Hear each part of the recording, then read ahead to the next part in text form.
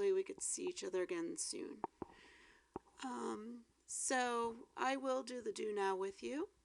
So in number 1, given that equation that is in vertex form, and they're asking for the turning point. The turning point is the vertex. So remember, it's the opposite of what it looks like in the parentheses. So it's a positive 3. And then what's outside of the parentheses stays the same. I don't know if you realized, but this is like our shifts, right? What's inside here, this is shifting 3 to the right. And what's on the outside here, it's shifting up 2. So just like when we were doing our absolute value functions, these shifts tell us where our vertex is. So this is a parabola that's opening upward because the a value in front of this parenthesis here is positive. Therefore, it opens up. Its vertex is at 3, 2. So it looks something like this. So when it's asking for the range, they're asking for the y values. It's all y's that are greater than or equal to 2. Number 2, we have to factor. Things that multiply to be 100, where my outers and my inners will turn out to be 20, is a plus 10 and a plus 10. In part B, things that multiply to be 9, where my outers and my inners will be a negative 6, are a negative 3, and a negative 3. And finally in C, things that multiply to be 1, where my outers and my inners turn out to be 2, would be plus 1 and plus 1. So this is the factored form of these trinomials. Notice in number 3 it's asking to make sure that my factored form is written in perfect square form. So I'm going back up to number 2, A, B, and C. And since the parentheses are the same, when they say in perfect square form, they want me to write down that x plus 10 quantity squared is equal to x plus 10 times x plus 10. So in B, I can write it as x minus 3 quantity squared. And in C, I can write it as x plus 1 quantity squared. And we're writing it like this because we're getting ready to change things from standard form into vertex form. And remember, in vertex form, we do have some quantity being squared. So we're getting ready for that. That's what the do now is supposed to help you realize. And as a reminder from the video that you watched yesterday, who wasn't me, but I thought that they did a decent job, when something is written in vertex form, it looks like this. Therefore, our vertex is at HK. The axis of symmetry, remember, is an equation. It's x equals h, whatever that number h is. So how do we go from standard form into vertex form? We have to do this thing called completing the square, and I really just need you to stay very focused. So when we created this lesson, we tried to set you up with the steps here, which is what we go through to complete the square. And I'm going to show you how to fill in these boxes and the parentheses, and finally the last step is the vertex form of the equation. So there's kind of like a trick. I'm trying to get this original equation to be something that was like the do now. I need these two parentheses to actually be the same thing so that I could eventually write it as one parenthesis being squared. And here's how we do it. If you take a look at this middle term, I'll call it the B term because that's what it is when it's written in standard form. Remember, it's ax squared plus bx plus c. That's standard form. So if I look at the B term, I see that the coefficient of the x is a negative 12, or b is negative 12. I want you to take half of that. That turns out to be negative 6. I write it right above here. I take this negative 6. I need to put it in this box, squared though. So I take the negative 6 I square it. So negative 6 squared is actually a 36. Now this looks like one of our do-nows, right? So this is a positive number here, and this was a 20, right? If I take half of the 20, it's a 10. If I square it, I get 100. Like in B, if I take half of this negative 6, it's a negative 3. But if I square it, it's a positive 9. So I am getting it to look like the do-now. But since I just put a 36 in this equation, I just changed it. So to make it not be a changed equation, since I gave it 36, I now take away 36. If I do a plus 36 and a minus 36 on the same side of an equation, didn't I just put a 0 here? Isn't a plus 36 and a minus 36 equal to 0? And if I give anything 0, didn't I just really keep it the same? So this is just me rewriting what was written here in a different form. They're mathematically equivalent. Now I can factor that trinomial that's in parentheses as x minus 6 times x minus 6. Notice it turns out to be that number that I wrote above. So that's why I always write that number. But now what I'm adding on at the end is changing. It was a plus 40, but then I took 36 from it. So it's really now a plus 4. This, what I wrote down, is mathematically equivalent to what I have just above it. Since these parentheses are the same, I can just write x minus 6 in parentheses and square it, and I have this 4 here. Guess what? It's vertex form. The vertex is at 6, 4. And this 1 tells me it's like a standard parabola. So the standard width of a parabola. So you watched videos yesterday about graphing. I'm actually going to do some graphing with you today so that you're not completely confused. Let's do B together. So if I follow the format that I did in A, this 1 that they put in front, I didn't talk about it before. I just want to talk about it right now.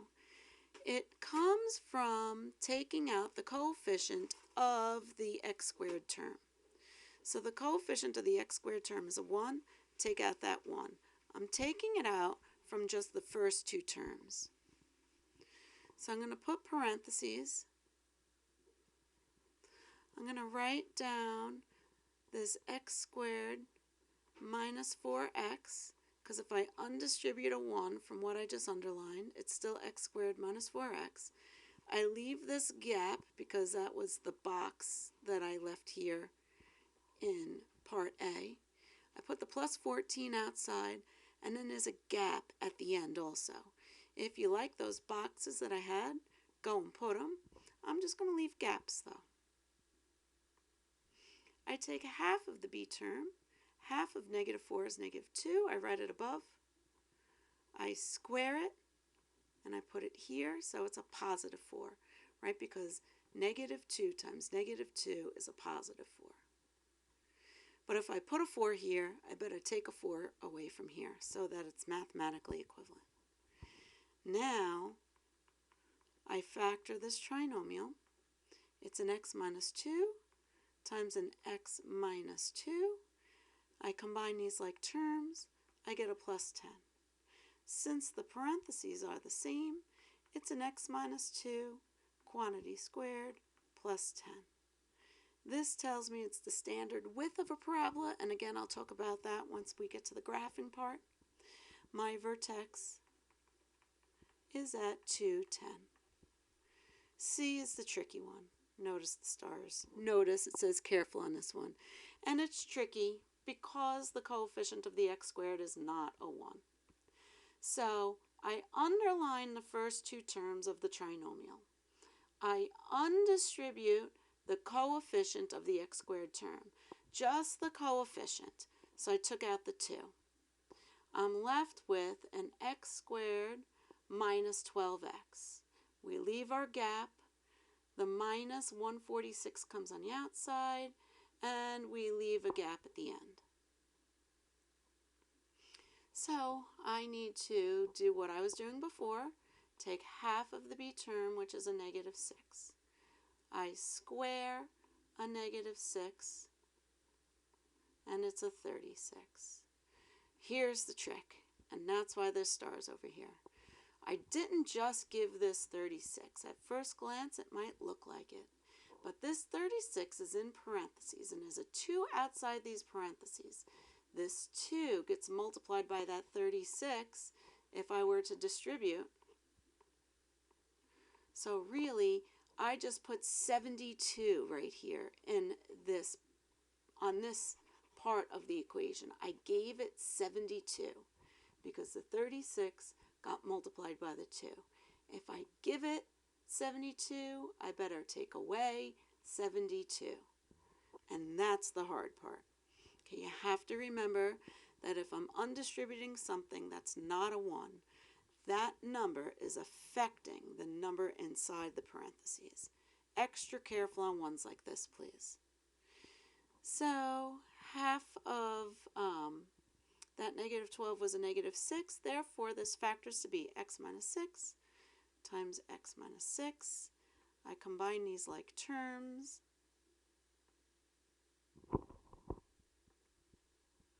And I get 218 if I did that right.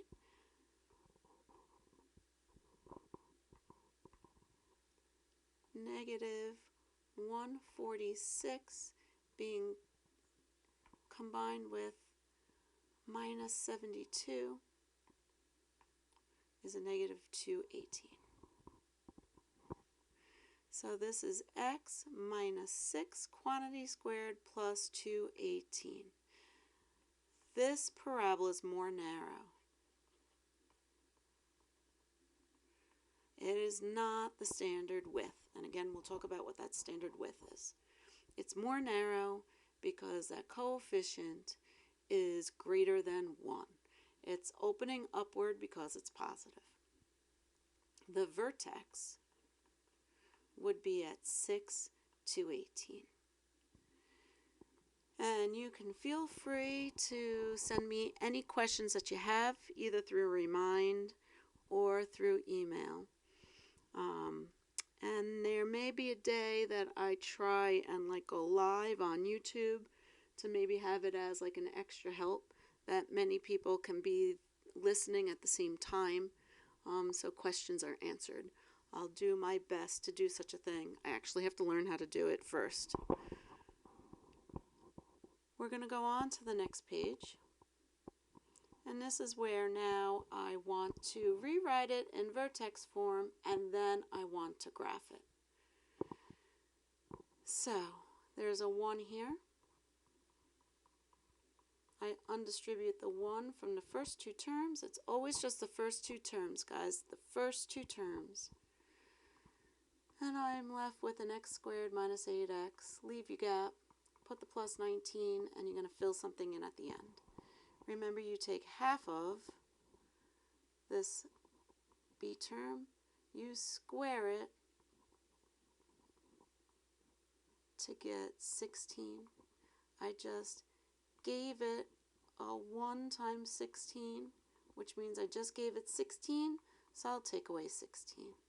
So f of x is equal to 1 times x minus 4 times x minus 4 plus 3, which means f of x is equal to 1 times x minus 4 quantity squared plus 3, standard width, and the vertex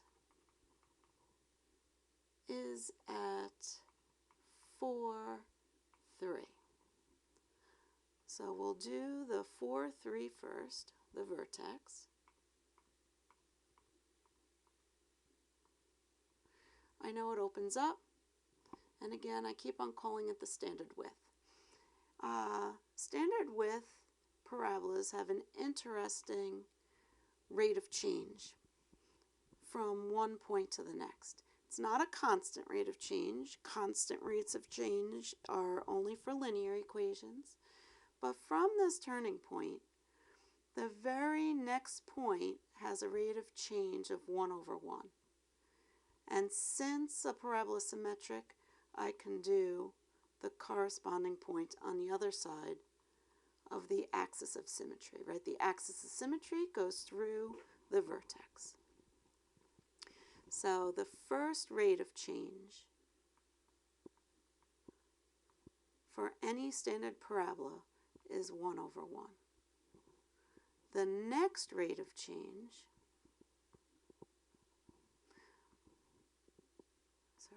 would be 3 over 1. The next rate of change would be 5 over 1. The next one would be 7 over 1. The next one would be 9 over 1.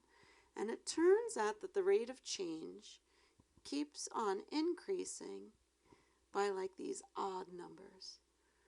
So from this point that I plotted here, next I'll go up 3 over 1.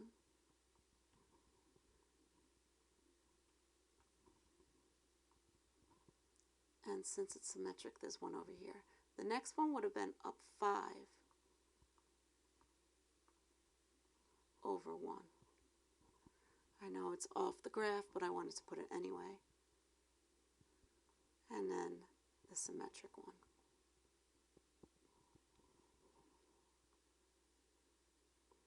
Parabolas always make a U-like shape.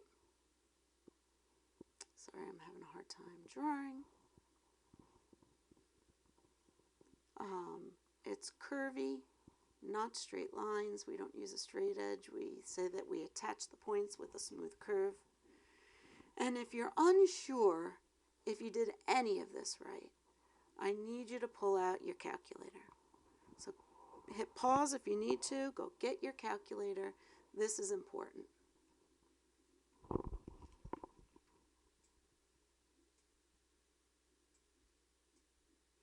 So, in your y equals, let's enter the original equation, which was in standard form. It said x squared minus 8x plus 19. And then in our y2, let's put what we think our vertex form is, which we wrote as 1 and then parentheses. Now, the 1 really isn't necessary. You could put it, but it's really not necessary. I could just start with my parentheses and do x minus 4, close parentheses, squared, plus 3. If we take a look at our table of values, you can see that the y values are identical. If they're identical, it means that these equations are mathematically equivalent, which means I'm pretty confident that my vertex form is correct. And then, if you're not sure if you graphed it right, take a look at the points. Don't worry about looking at the graph. Let's look at the points. Let's scroll down to find our symmetry. Here it is. Looks like the turning point is at 4, 3, which is what I said right here. And take a look at the rest of the points. 4, 4, I plotted it. 7, 7, I plotted it. And then 12, 12, I plotted it. And that means that these rates of change are exactly what I said. The first change was by 1, the next change was by 3, and the next change was by 5. So the standard width of a parabola does change by these odd increments. It's getting steeper and steeper and steeper the farther you move away from the turning point, and it's symmetric on both sides.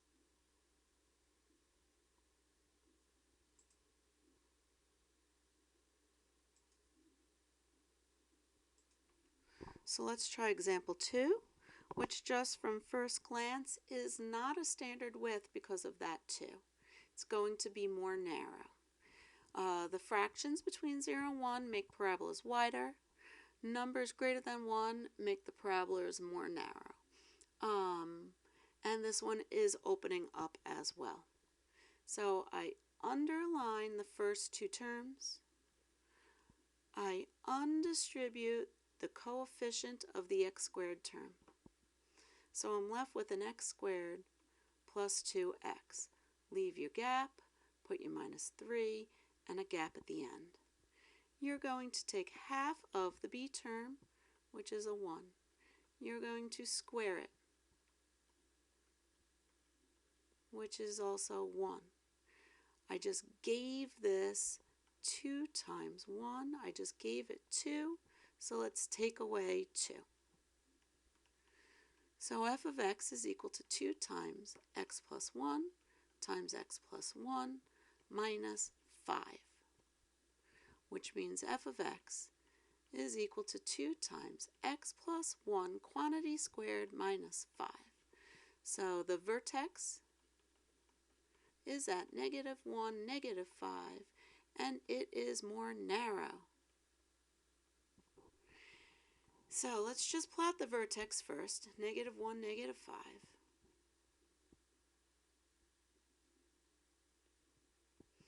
And let's see how we can do this more narrow vertex. I'm going to list the standard rate of change. When I say standard, how about I say the rate of change when a equals 1, right? That's really what I'm talking about. And that rate of change is 1 over 1, 3 over 1, 5 over 1, 7 over 1, etc. The rate of change when a is 2 just means that I multiply everything by 2. So this rate of change, first one, will be 2 over 1. The next one will be 6 over 1. The next one will be 10 over 1. Next one, 14 over 1, and so on. So from this turning point, I can do my rate of change of up to over 1. Sorry, my pen's giving me a tough time here. My next rate of change up 6 over 1. The next rate of change would be 10.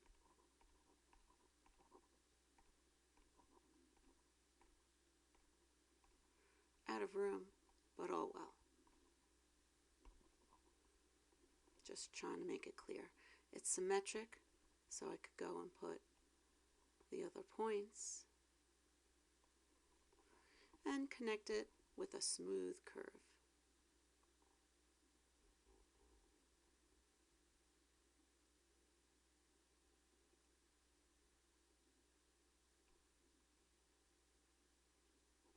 It's never vertical anywhere. I'm sorry about my lines that aren't so nice.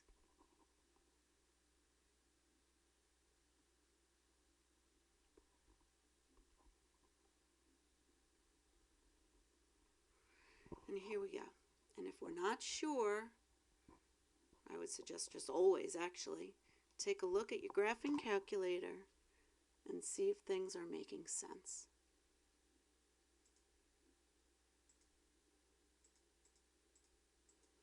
So the original equation was 2x squared plus 4x minus 3. My next one, my vertex form, is 2 times x plus 1, close parentheses, squared, minus 5. If I did it right, this table will look the same.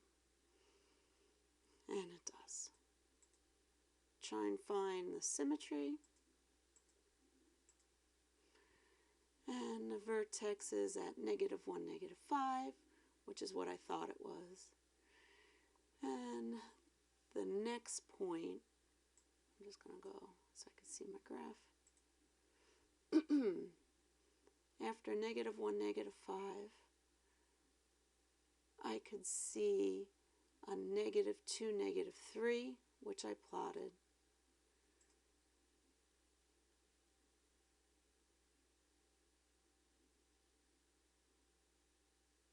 And 0,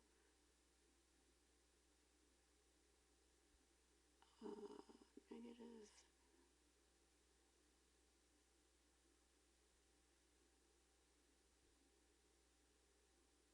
0, -3 matches it. 1, 3. Yep, everything's matching up. So the rates of change that I told you about obviously were correct. So the standard parabola has rates of change that are constantly changing, but interestingly enough, they change by these odd increments. And then if your coefficient, your a, is not a 1, you multiply those standard rate of changes by whatever that number is. And this parabola is more narrow. Some people like to look at the graph on their screen. I suggest you always go to Zoom Standard, number 6. And you can see it looks like mine. So hopefully you understand everything. Like I said, if you have questions, send them to me. And I am hoping to see you all soon. Enjoy the rest of your day. I will send you answers. And I'll talk to you soon.